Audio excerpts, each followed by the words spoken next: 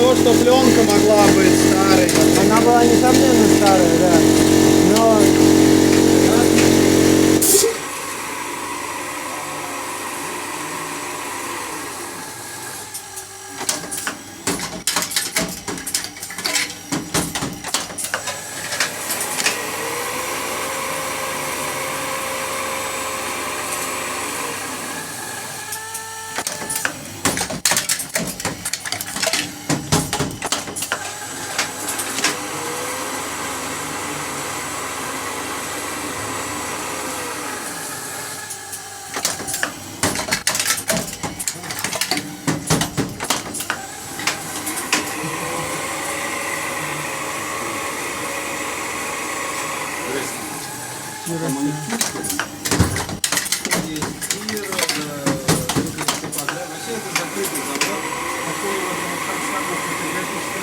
Да, который Петр Первый основал.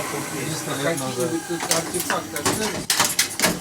Какие залежи карт, какие-нибудь типографские штучки. да, конечно, остались, только глубоко где-то. Если тянуть силоводство нашего человека, то на самом деле это завод по производству роботов.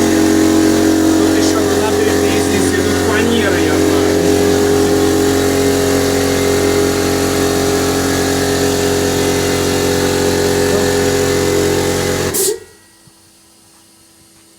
Это вот, это все готово. Ну, их должно быть 10.